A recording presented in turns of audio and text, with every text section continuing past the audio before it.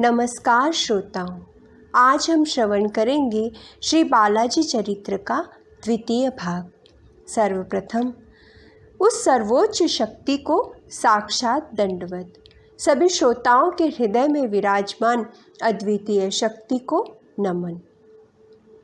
वक्रतुंड महाकाय सूर्यकोटि समप्रभ निर्विघ्नं कुरु मे देव सर्वकार्येषु सर्वदा। गोविंदा हर गोविंदा वेंकटरमणा गोविंदा श्रीनिवासा गोविंदा श्री वेंकटेशा गोविंदा। गोविंदा हर गोविंदा वेंकटरमणा गोविंदा श्रीनिवासा गोविंदा श्री वेंकटेशा गोविंदा। कल हमने श्रवण किया कि अलख नंदिनी पाप नाशिनी माँ गंगा का पवित्र परिसर मंत्र घोष से गुंजायमान हो गया और श्री हरि विष्णु को यज्ञ का फल देने का निश्चय किया गया। भूलोक में माँ गंगा नदी के किनारे महामुनियों के यज्ञ को यथोचित प्रारंभ किया गया। वेद मंत्रों से यज्ञ प्रारंभ हुआ और 48 दिन में यज्ञ संपन्न हुआ। यज्ञ समाप्त होते ही श्री हरि नारायण यज्ञ स्थल पर प्रकट हुए। श्री हरि को देखते ही मुनियों को आनंद हुआ और यथोचित रीति से श्री हरि को यज्ञ फल समर्पित किया गया। श्री हरि मुनियों द्वारा यज्ञ फल स्वीकार कर अंतर्धान हो गए, वैकुंठ आ गए। वैकुंठ में श्री हरि जब से महर्षि भृगु से अपमानित हुए थे, तब से माँ लक्ष्मी श्री हरि से रुष्ट हो गई थी। श्री हरि ने माँ लक्ष्मी को बहुत प्रकार से समझाया, परंतु माँ लक्ष्मी ने उनकी कोई भी बात श्रवण नहीं की। वो अपनी ही बात पर अटल थी। उनका कथन था कि श्री हरि के वक्ष स्थल में लक्ष्मी जी का निवास है। फिर ऐसे पवित्र वक्ष स्थल पर एक मुनि ने पद प्रहार किया, फिर भी श्री हरि ऋषिवर से क्रोधित नहीं हुए, उनका आदर आतिथ्य किया। जिस पैर से वक्ष स्थल पर प्रहार किया गया उसे स्वयं के हाथों से दबाने लगे। यह अनुचित घटना से माँ लक्ष्मी अत्यंत दुखी थी। उन्हें लगा श्री हरि ऋषिवर को उनके इस अनुचित व्यवहार का दंड देंगे, परंतु ऐसा कुछ भी नहीं हुआ। अंत में माँ लक्ष्मी श्री हरि को त्याग कर चली गई। श्री हरि माँ लक्ष्मी के वियोग से दुखी हो गए। श्री हरि ने बारंबार कहा, प्रिय महर्षि भृगु उस घटना के निमित्त मात्र है, उनका दोष नहीं है। ऋषिवर से जो अपराध हुआ है वह आगे मानव कल्याण का बीज है। भविष्य में मानव कल्याण हो इसलिए यह घटित हुआ। महर्षि भृगु हमारे पुत्र स्वरूप है। अगर पुत्र कोई अपराध करता है तो माता पिता उसे समझाते हैं, कठोर दंड नहीं दे सकते। अतः शांत हो जाओ, सारी घटना भूल जाओ। परंतु माँ लक्ष्मी को विश्वास ही नहीं था। श्री हरि का तो स्वभाव ही ऐसा है। श्री हरि अभिनय के सूत्रधार हैं, ऐसा करते रहना उनका स्वभाव है। फिर कोई नया अभिनय होगा। श्री हरि हताश हो गए। माँ लक्ष्मी ने कहा, हे नाथ, 14 भुवनों के अधिपति होकर, सर्वश्रेष्ठ होकर एक ऋषिवर का पद प्रहार सहा। उन्हें कोई दंड या शाप भी नहीं दिया, अपितु स्वयं उनके पैर दबाने लगे, उन्हीं का आदर करने लगे। ये मेरे लिए लज्जास्पद बात है। आप सह सकते हैं, परंतु मुझे यह कदापि सहन नहीं होगा। इस अपमान से मेरा मन बहुत दुखी है। मैंने कभी नहीं सोचा था कि आप इतना असमर्थ हैं। इतना कहकर माँ लक्ष्मी वैकुंठ से निकलकर भूलोक में आ गई। श्रीहरि के बारंबार कहने पर भी माँ लक्ष्मी नहीं रुकी। हे प्रभु, जिस मुनिवर ने हम दोनों को अलग किया है उन्हें दंड मैं अवश्य दूंगी। जिस ब्राह्मण के कारण हम दोनों अलग हुए हैं, यह ब्राह्मण जाति में परम दरिद्र हो जाएगी, अपनी विद्या बेचकर ही जीवन यापन कर सकेगी। ऐसा शाप देकर माँ लक्ष्मी कोल्हापुर में एक गांव में आकर तपश्चर्या में लीन हो गई। श्रीहरि का माँ लक्ष्मी को खोजते हुए भूलोक में प्रवेश हुआ।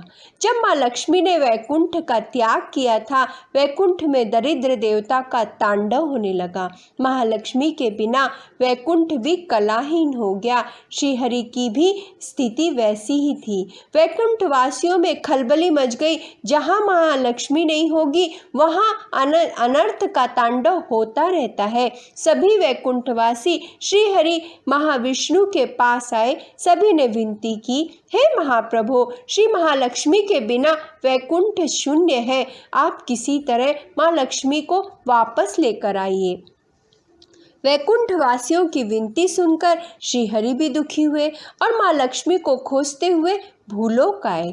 भूलोक में आकर माँ लक्ष्मी को ढूंढते हुए, परंतु माँ लक्ष्मी का कहीं भी पता नहीं चला। माँ लक्ष्मी को ढूंढते ढूंढते बिना अन्न जल ग्रहण किए निराश होकर तिरुमला तिरुपति पहुंच गए। तिरुमला में आदि वराह स्वामी मंदिर के पास इमली के वृक्ष के नीचे सांप की खकोदर में प्रवेश कर माँ लक्ष्मी का ध्यान करते हुए श्रीहरि वहां पर तपस्या में लीन हो गए। महालक्ष्मी और श्रीहरि नारायण के वैकुंठ त्याग देने से वैकुंठ कलाहीन हो गया। यह बात जब देवर्षि नारद को ज्ञात हुई, तब देवर्षि ने ब्रह्मलोक पहुंचकर ब्रह्मदेव से कहा, हे तात, आपकी आज्ञा के अनुसार भूलोक में श्रीहरि के अवतरण का उपाय रचा गया है, परंतु इससे श्रीहरि और माँ लक्ष्मी में कलह हो गया। माँ लक्ष्मी श्रीहरि से रूठकर वैकुंठ से चली गई और कोल्हापुर में तपस्या में लीन हो गई। माँ लक्ष्मी का शोध लेते लेते श्रीहरि भूलोक में आ गए तथा आहार और निद्रा का परित्याग कर तिरुमला में सांप की खकोदर में माँ लक्ष्मी के ध्यान में लीन हो गए। कोई ना कोई उपाय सोचकर श्रीहरि को आहार पहुंचाना चाहिए। देवर्षि नारद का कथन सुनकर उन्हें देवी लक्ष्मी के पास भेजकर स्वयं ब्रह्मदेव महादेव से मिलने कैलाश पहुँचे। ब्रह्मदेव का आगमन देखकर महादेव अत्यंत प्रसन्न हुए, उनका स्वागत सत्कार किया। ब्रह्मदेव ने भगवान शिव शंकर को देवी लक्ष्मी और श्रीहरि के बीच घटित घटना बताई। महादेव तथा ब्रह्मदेव दोनों ने निश्चय किया। ब्रह्मदेव ने गाय का स्वरूप धारण किया, महादेव ने बछड़े का स्वरूप लिया और दोनों श्रीहरि के लिए भूलोक में आ गए। श्रीहरि की इस अवस्था में उनका रक्षण करना आवश्यक था। देवर्षि नारद कोल्हापुर पहुंचकर देवी लक्ष्मी के पास आए। माँ लक्ष्मी को विनय पूर्वक नमन किया। माता, वैकुंठ वासिनी होकर भी एक सामान्य स्त्री की भांति काषाय वस्त्र धारण कर आप एकांत में तपश्चर्या कर रही हैं। आपके बिना वैकुंठ कलाहीन हो गया है तथा श्रीहरि आपको ढूंढते ढूंढते भूलोक आ गए। निराश होकर शेषाद्रि पर्वत पर इमली के पेड़ के नीचे एक सांप की खकोदर में आपके ध्यान में लीन हो गए। उन्होंने अन्न जल निद्रा का त्याग कर दिया। माता लक्ष्मी श्रीहरि के रक्षण हेतु ब्रह्मदेव तथा महादेव कुछ उपाय करने के लिए भूलोक में आने वाले हैं। आपको सत्य परिस्थिति बताने के लिए मैं यहाँ पर आया था। माता, अब आज्ञा दें। देवी लक्ष्मी श्रीहरि की स्थिति को सुनकर अधीर हो गई। श्रीहरि की इस अवस्था में रक्षण के लिए उन्होंने ब्रह्मदेव तथा प्रभु महादेव का ध्यान किया। माँ लक्ष्मी की प्रार्थना सुनकर ब्रह्मदेव तथा प्रभु महादेव प्रकट हुए। माँ लक्ष्मी ने दोनों देवताओं को प्रणाम किया तथा श्रीहरि के लिए प्रार्थना की। माँ लक्ष्मी का कथन सुनकर ब्रह्मदेव तथा महादेव ने कहा, हम गाय तथा बछड़े का स्वरूप धारण करेंगे। आप गोपिका का स्वरूप लेकर गाय और बछड़े को चंद्रगिरी के चोल राजा को बेच देना। हम सांप की खकोदर में विराजित श्रीहरि को गाय का दुग्धपान देकर रक्षण करेंगे। महालक्ष्मी संतुष्ट हुई और सभी कार्य हेतु तैयार हो गईं। ब्रह्मदेव ने गाय का स्वरूप धारण किया, महेश्वर ने बछड़े का रूप लिया, माँ लक्ष्मी ने गोपिका का स्वरूप धारण कर गाय और बछड़े को साथ लेकर चोल राज्य में प्रवेश किया। चोल राज्य में भ्रमण करते करते गोपिका राजा के दरबार में गाय और बछड़े को लेकर पहुंची। राजा ने गोपिका का स्वागत किया। गोपिका ने चोल राजा से कहा, महाराज, यह गाय और बछड़ा अत्यंत उत्तम जाति के हैं, इन्हें सामान्य मानव पाल नहीं सकता, इसलिए मैं आपको बेचने आई हूँ। चोल राजा और उनकी पत्नी गाय और बछड़े को देखकर अत्यंत प्रसन्न हुए और गोपिका को मुंह मांगा दाम देकर गाय और बछड़े को खरीद लिया। माँ लक्ष्मी चोल राजा को गाय और बछड़ा सौंपकर पुनः तपश्चर्या के लिए कोल्हापुर आ गई। चोल राजा ने पशुपालन करने वाले को इस उत्तम जाति की गाय और बछड़े को सौंप कर कहा, इस गाय की अच्छी तरह देखभाल करो तथा इस गाय का दूध प्रतिदिन हमें भेजना। राजा की बात ध्यान से सुनकर पशुपालक गाय और बछड़े को साथ ले आया। पशुपालक प्रतिदिन बाकी गायों की भांति उस गाय को भी वेंकटाचलम पर घास चराने के लिए जाता था, मगर यह गाय चूक कर अन्य गायों से अलग होकर सीधे श्रीहरि के खकोदर के स्थान पर आती, संपूर्ण दूध प्रसारित कर श्रीहरि को दुग्धपान करा के अन्य सब गायों में मिल जाती। नित्य ऐसा ही हो रहा था। एक दिन भी पशुपालक के पास रह रही उस उत्तम जाति की गाय ने दूध नहीं दिया। इस तरह कई दिन बीत गए।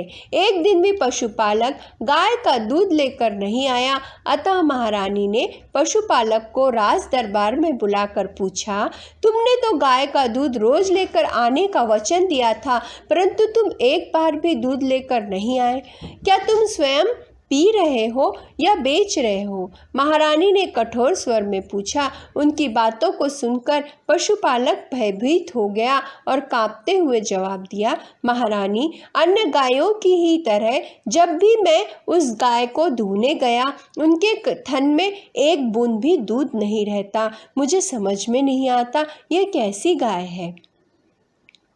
महारानी को पशुपालक की इस बात पर तनिक भी विश्वास नहीं हुआ। अरे मूर्ख, बछड़े वाली गाय है, दूध नहीं होता, यह कैसे संभव है?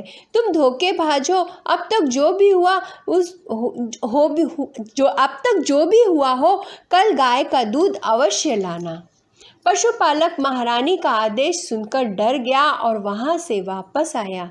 क्या किया जाए यह विचार करने लगा। सुबह उठा, रोज की तरह गायों को घास चराने वेंकटाचलम ले गया, लेकिन इस नई गाय के ऊपर दृष्टि जमा कर रखी। प्रतिदिन की तरह यह नई गाय श्रीहरि को दूध देने के लिए खगोदर के पास पहुंच गई और श्रीहरि को दूध देने लगी। इस आश्चर्यकारक घटना को पशुपालक ने एक पौधे के पीछे से देखा और क्रोधित होकर अपने हाथ की कुल्हाड़ी को उठाकर गाय को मारने के लिए दौड़ा। श्रीहरि पहले ही यह जान चुके थे, अतः गाय को बचाने के लिए खकोदर से बाहर आने को उठे। उसी समय पशुपालक की कुल्हाड़ी श्रीहरि के सिर पर लग गई। सिर पर आघात होते ही श्रीहरि के सिर से खून बहने लगा। इस घटना को देखते ही पशुपालक मूर्छित होकर गिर पड़ा। खून गाय के ऊपर भी लग गया। आघात होने के कारण श्रीहरि खकोदर से बाहर नहीं आ सके, वहीं बैठे रहे। गाय इस प्रकार की घटना को देखकर वहां से लौटते हुए दौड़ते दौड़ते चोल राजा के पास आकर खड़ी हो गई। राजा को रक्त से भरी गाय को देखकर आश्चर्य हुआ।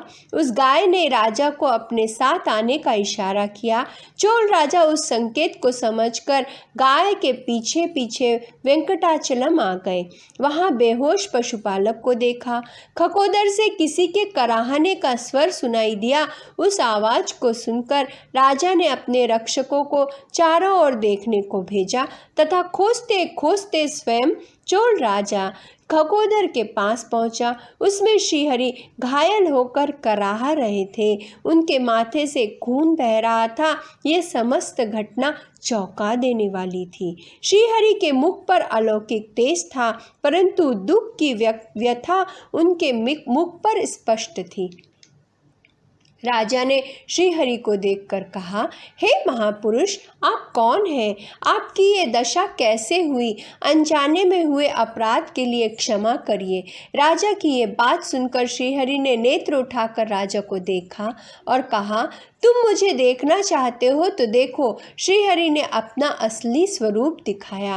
राजा श्रीहरि के स्वरूप को देखकर भय कंपित हो गए। श्रीहरि के चरणों में गिर पड़े, हे प्रभु, मुझे क्षमा करिए, मैं आपको नहीं पहचान सका। मेरी पत्नी ने ही पशुपालक को कठोर स्वर में आज्ञा दी, अतः यह सब घटित हुआ। श्रीहरि ने कहा, जो राजा विचार पूर्वक काम नहीं करता, उनके स्त्री, पुत्र तथा उनके सहायक या कर्मचारी द्वारा किए गए अपराध का दंड भी राजा को ही भोगना पड़ता है, क्योंकि उनके द्वारा हुए अपराध भी राजा को अनिष्ट फल देने वाले होते हैं।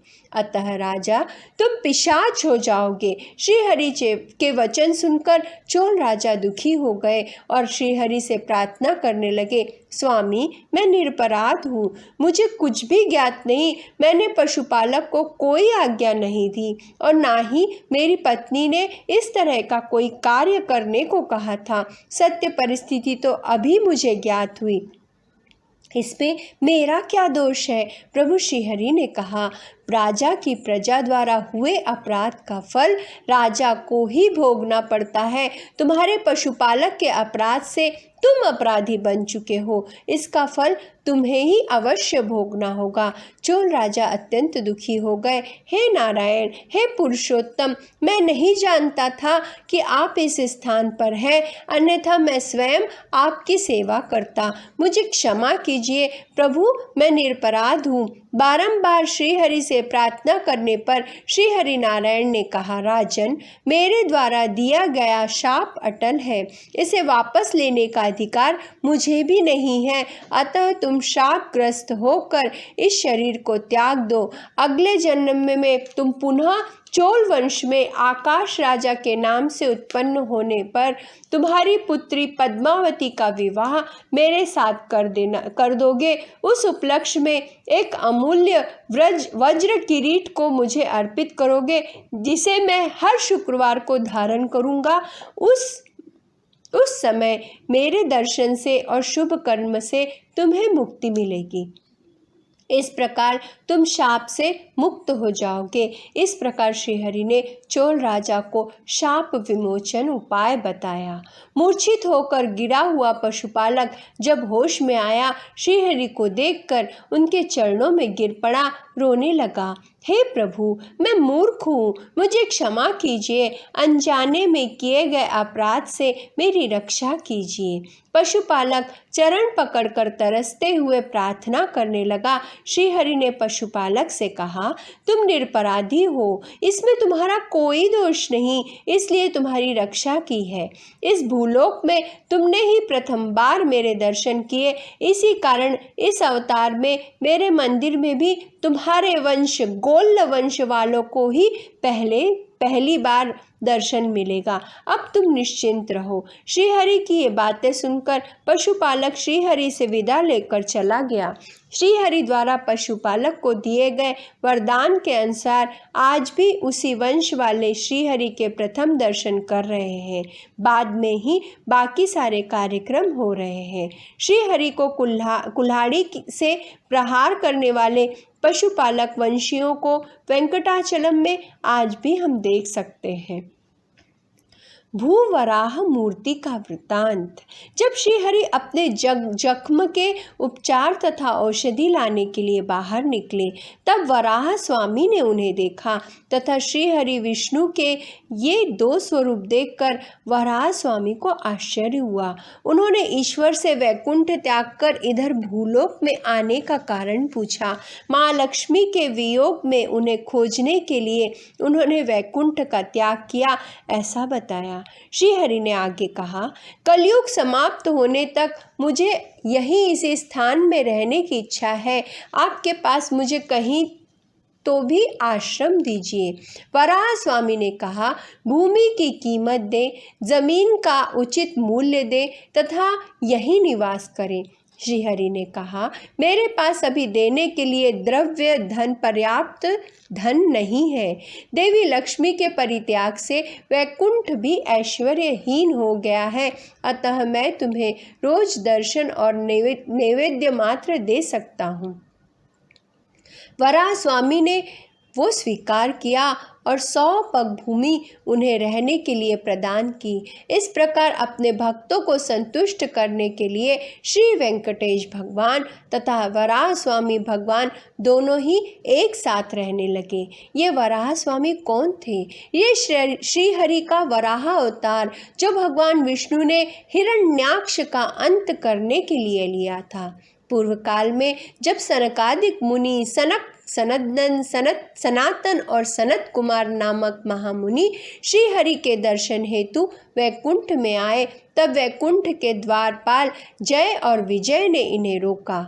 इस अपमान से सनकादिक मुनि को क्रोध आया और उन्होंने जय विजय को शाप दे दिया कि तुम 3 जन्म तक राक्षस बन जाओगे। जय विजय को अपनी भूल ध्यान में आते ही मुनिवर से प्रार्थना की। सनकादिक मुनियों ने कहा, शाप तो अटल है, परंतु 3 जन्म में श्री हरि विष्णु के द्वारा तुम्हारा वध होने पर तुम इस शाप से मुक्त हो जाओगे, पुनः वैकुंठ में निवास करोगे। सर्वप्रथम जय विजय हिरण्याक्ष और हिरण्यकश्यपु के रूप में राक्षस होकर दिति के गर्भ से उत्पन्न हुए। दोनों ने ब्रह्मदेव की तपश्चर्या करके वरदान प्राप्त किए और शक्ति और बल के अहंकार में मदमस्त होकर ऋषि मुनियों, महर्षियों तथा ईश्वर की भक्ति करने वाले लोगों को प्रताड़ित करने लगे, सताने लगे।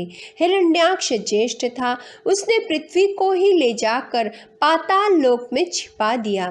सभी देवता ब्रह्मदेव सहित श्री हरि के पास वैकुंठ पहुँचे। देवताओं और भूलोक वासियों में के कष्ट सुनकर धैर्य बंधाया तथा श्री हरि भूदेवी तथा पृथ्वी को बचाने के लिए श्वेत वराह के रूप में अवतार लिया और अपने तीक्ष्ण दांतों से हिरण्याक्ष का संहार करके पाताल में छिपाई हुई भूदेवी को बचाकर यथास्थान रख दिया। श्रीहरि द्वारा वाराह रूप में हिरण्याक्ष का संहार करने पर देवता, गंधर्व, मुनिगण, महर्षियों ने वराह स्वामी से प्रार्थना की कि जिस भूमंडल को आपने बचाया उसी भूमंडल पर रहकर भक्तों का रक्षण करें। वराह स्वामी ने देवताओं और ऋषि मुनियों की बात मान ली और शेषाचल पर रहकर भक्तों की रक्षा करने लगे। भूलोक में बहुत सारे लोग श्री वराह स्वामी के भक्त बन गए। वराह अर्थात कल्याण करने वाला, जो हमारा कल्याण करे वो वराह है। श्री हरि नारायण ने विविध अवतार लेकर इस संसार का कल्याण किया। जब जब अधर्म, अत्याचार, अनाचार, हिंसा पृथ्वी पर हुई, ईश्वर ने अवतार लेकर इस पृथ्वी को अधर्म से मुक्त कर धर्म की प्रतिस्थापना की। शेषाचल वेंकटाचलम पर्वत का ही दूसरा नाम है। आदिशेष के अंश के कारण इसका नाम शेषाचल पड़ा। आगे क्या हुआ यह हम श्रवण करेंगे अगले भाग में। गोविंदा हर गोविंदा वेंकटरमणा गोविंदा, श्रीनिवासा गोविंदा, श्री वेंकटेशा गोविंदा। गोविंदा हर गोविंदा वेंकटरमणा गोविंदा, श्रीनिवासा गोविंदा, श्री वेंकटेशा गोविंदा।